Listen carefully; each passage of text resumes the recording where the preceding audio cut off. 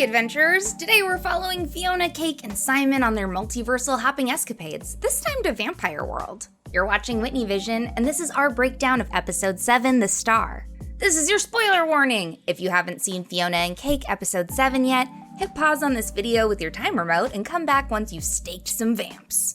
The episode opens on the wasteland of Oo after the Mushroom War, where young Marcy is alone hiding from oozers. She finds the corpse of Simon Petrikov, who was bitten by vampires on the neck and hands. This dude is almost full skeleton, thanks to the birds slowly devouring his shriveled flesh. He still, however, has his 3 signature pens in his front shirt pocket. A shadow appears over Marceline, and I'd bet Simon's boots that it's the Vampire King, coming to recruit her for his army. The scene changes to modern day, and the Star's title card appears on screen. This text is outlined in the veiny decay of a vampire bite. Simon's corpse is definitely full skelly now, and the city has been taken over further by mushrooms and radioactive overgrowth. Prismo's remote beams Fiona, Cake, and Simon from Baby World to Vampire World, where Cake is still wearing her diaper and sucking her binky, and Simon's hair is adorably messy from their nap. Although Cake is loving their overall adventure, Fiona is starting to feel guilty for slaying the candy people in the Winter Kingdom. But they've got bigger things to worry about. Prismo's remote is smoking, the battery is dying, and they might only have one good multiverse jump left. As they pass through the wasteland, we see a ton of graffiti left by past survivors, although there don't seem to be many humans left. First, there's the no welcome sign behind the gang when they first arrive. When they walk past a large wall with tons of graffiti, it reads, "Looking for Dave, fear and sadness, dead son equals dead people, have you seen my mom? Run, eat garlic, and I am alive," which I really hope was written by either Dave or the mom. Later on in the episode, we also see additional graffiti like "Dead sun," "Darkness is here," "No more light," "Darkness," etc. and "Garlicers suck." Bubblegum's tank pulls up in the nick of time to hose the attacking vampires down with holy water. Robot Peppermint Butler scans their teeth, and Cake reveals that she has a mouthful of vamp skulls in there. Fun fact, decapitation is one of the methods for making sure a vamp stays dead. In the olden times, if someone was suspected of dying by vampire, they'd decapitate the body to ensure more wouldn't spring up. This world's PB has short hair, pink camouflage pants, and an eye patch. And it's implied that Marcy was the one who stole her gum globe. In this universe, Pep-Bud is now an AI weapon system, similar to how Iron Man's butler Jarvis from the comics was adapted into being AI in the movie universe. When Cake introduces herself, she spells her name C-A-E-K, probably because cats don't know how to spell. Peebles catches the gang up on what's been going down around these parts. The Vampire King has Simon's wish crown and is using it to summon a blanket of clouds that cast the sky into perpetual shadow. Obviously because vampires burn like babies with the slightest hint of sun exposure. As their tank rolls down the street, you can see a girl peeking out of the window with garlic on her head to keep the vampires at bay. Inside, PB has a couple of stickers on the back of her chair. The first says "back off," but the second says "Spenden Blut," which is German for donate blood. Considering that the B-plot is about Hannah Abadir's blood drive and charity ball, it's interesting to see Bonnie advertising the same cause. We've heard Princess Bubblegum speak German numerous times in the original series, and she even has a German welcome sign outside of her house in Season 10's Bonnabelle Bubblegum. But something that's always been interesting to me is that the official Adventure Time encyclopedia lists German as the language of demons. Is Peebles part demon? The multiverse may never know. Many Adventure Time fans have theorized that perhaps the Candy Kingdom was built on German land after the Mushroom War. Considering that Simon got the wish crown from a Scandinavian dock worker, it makes sense that some locations in Oo were previously part of Europe before a crater got blown in the planet and likely mishmashed the continents. The rest of the interior of the tank is decked out in vampire fighting gear. There's like a billion different shapes, sizes, and types of stakes, plus garlic, mallets, and knives. The heavy hitters, however, are Bonnie's Garbos, garlic bombs rigged to detonate. All of this gear, down to the bombs, match Pep-Bud's vampire slaying tools from the main series. I have these high-tech weapons painstakingly stockpiled in case a certain frenemy of yours decides to turn on us someday. PB also has a cute little coffee cup with a picture of her cat Timmy on it, before she smashes it in a rage. Timmy first appeared in Season 6's The Pajama War. Fiona, Cake, and Simon are introduced to Vamp World Martin Mertens, an expert in weapons and soup, and Huntress Wizard, a survivalist. PB and Huntress explain to the others that their biggest adversary is the Vampire King's ward, known as the Star. Like I mentioned earlier, it's clear that Marceline was approached by the Vampire King when she was young and impressionable, and after training her, she's the only vampire to outlast the VK's trusted inner circle. PB touches her eye patch when she tells the gang that she has a score to settle, and we later find out that the star actually sucked her eyeball out of her head. Back in the episode Henchmen, Marcy performed the song Fisherman, our first acknowledgement that this gal really likes slurping up ocular orbs. I wanna suck out your eyeballs. Like the rest of the Vampire King's henchmen from the original timeline, the star is named after the 17th card in a tarot deck and represents renewed hope and inspiration for the future. He likely named her this after finding her in the wreckage of the Mushroom War, facilitating her survival and training her to follow in his soul-sucking footsteps. If you recall, the VK himself is based on the 10th tarot card, Wheel of Fortune, which represents inevitable change in action, and the idea that although you can't alter the force of change, you can choose how to respond to it. His other henchmen were the Empress, the Hierophant, the Fool, and the Moon back in Ooh, but in this universe, his closest ally is his adoptive daughter, the Star. When Martin announces that the soup is ready, Bonnie preemptively puts a gas mask on, probably to protect herself from bean farts. But Fiona and Cake aren't the only ones excited about beans. Baby World Finn crawls out of Fiona's backpack wearing his classic bear hat, and it's both heartbreaking and adorable to see Martin interact with his son in this universe. Although he doesn't know that he's Baby Finn's dad in another universe, he instantly falls in love with this little cutie. It's just sad to think about the fact that in Ooh, Martin lost his memories of being Finn's dad and couldn't reconnect with him without being a jerk in that universe. Without the traumatic brain injury, Martin is actually a really sweet dad. I just wish that our Finn got to know his pops as the person he is in Vampire World.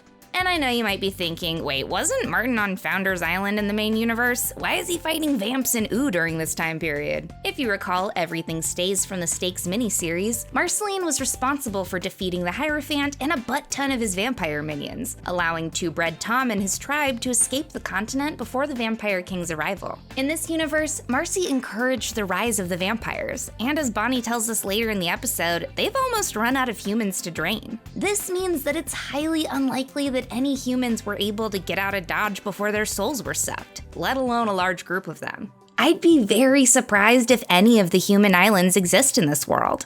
But back to the bear hat. Over the past couple decades, there's been a lot of speculation about the true origin of Finn's headwear. In the Season 5 episode Little Dude, Finn tells Jake that he needs a new hat, and Jake replies that they'll have to skin another evil bear to get one. And if you're like, how could Baby Finn kill and skin an evil bear and have the sewing skills to make himself a cool hat? Just look at how proficient this kid is with tools and weapons. He's like if Tommy Pickles kept a sword in his diaper instead of a screwdriver. The second theory, however, is that Finn's hat could be the remains of his stuffed teddy bear from infanthood. In Season 6's Min and Marty, we see Finn with a white stuffed bear.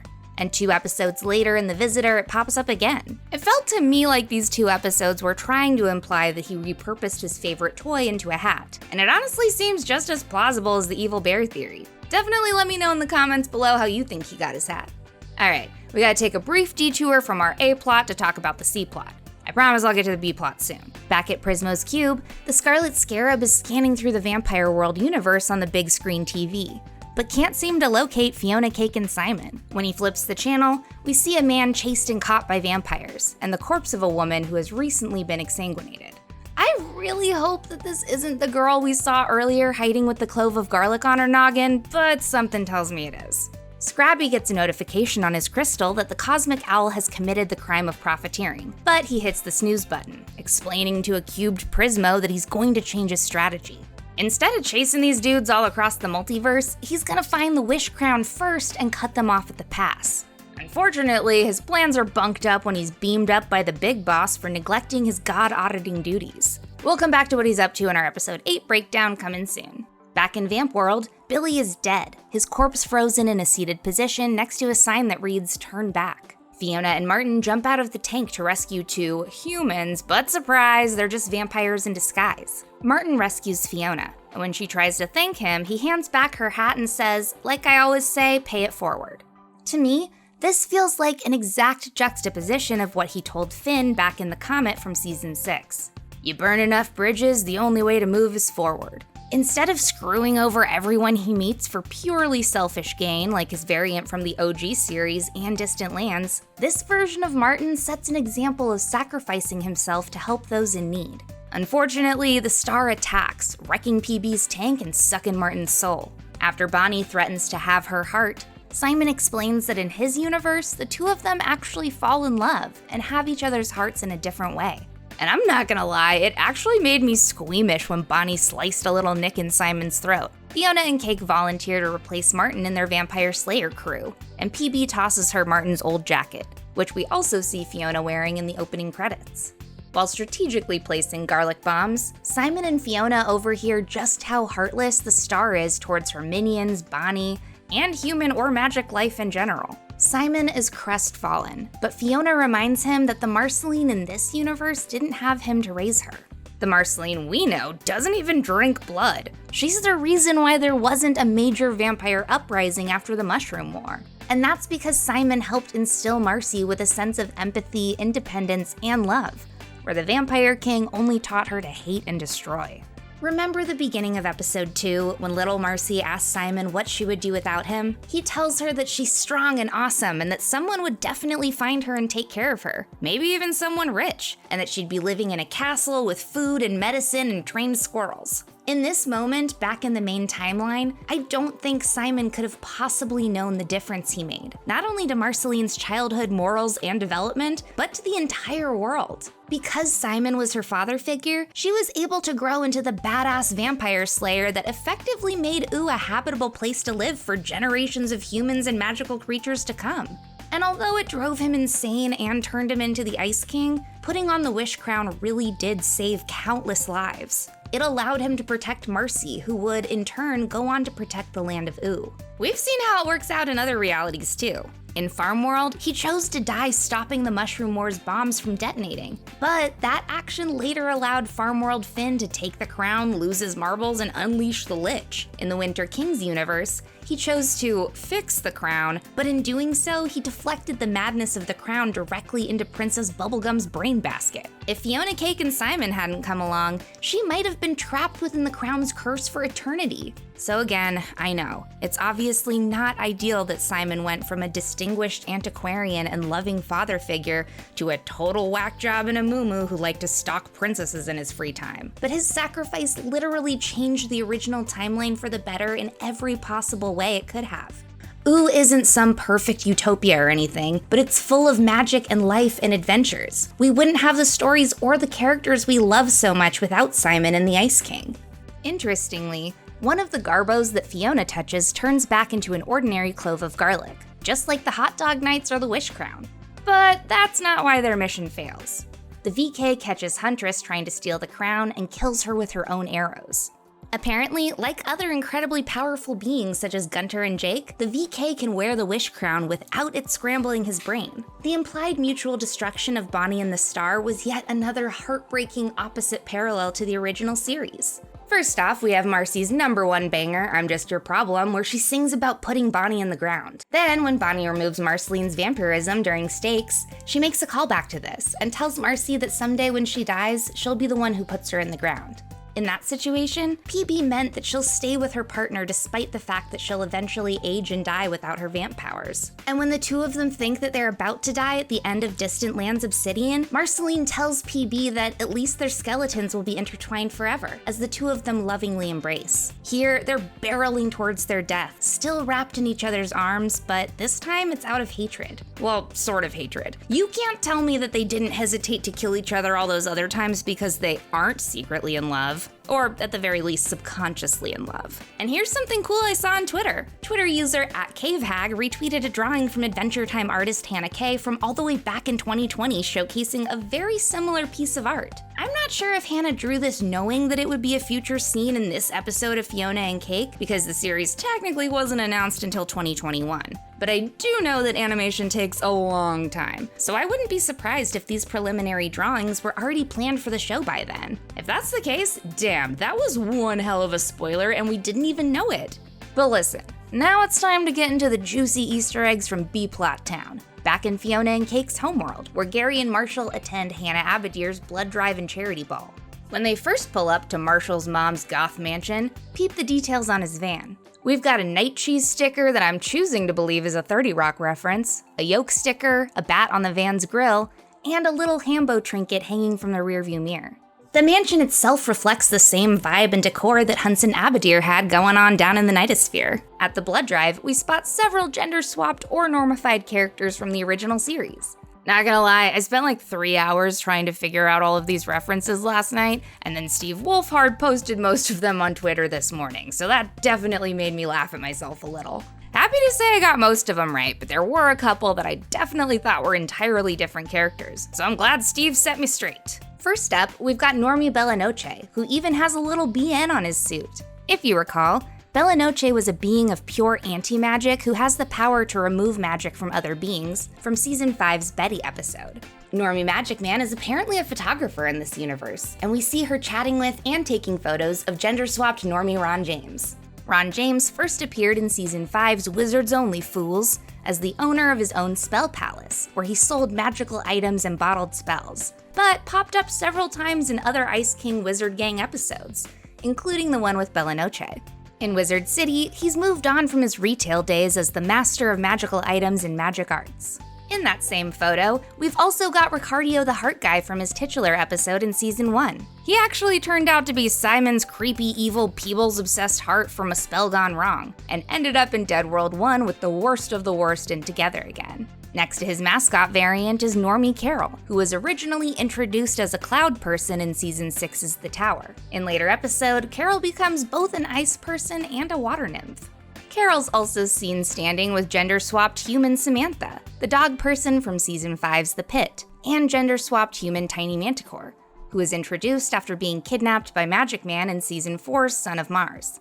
We later see Normie Tiny Manticore talking to the gender-swapped variant of Gridface Princess. Now here's one of the cameos I missed. I thought that this waiter was supposed to be the worm due to his head shape and vacant eyes, but I knew that his beard had to mean something. It turns out he's the fuzzy friend who got his soul sucked by Hunson Abadir in Season 2's It Came from the Nightosphere, which makes way more sense because fuzzy friends are the exact shape of that facial hair. Again, we see the lemon carbs and their lemon dog, who we already know are based on the lemon grabs and their lemon camel. But we also have Normie Zergiok, the jerk goblin king obsessed with doling out spankings who first appeared in Season 2's The Silent King. Although Wolfhard didn't include this drawing in his tweet, my money is on this guy being the gender-swapped Normie version of Dr. Princess. Beside him is the demon prison guard from Season 4's Return to the Nightosphere, and at the end of the line, we have gender-swapped Normie variants of Bandit Princess and Keoth. Keoth is the other character that I totally got wrong.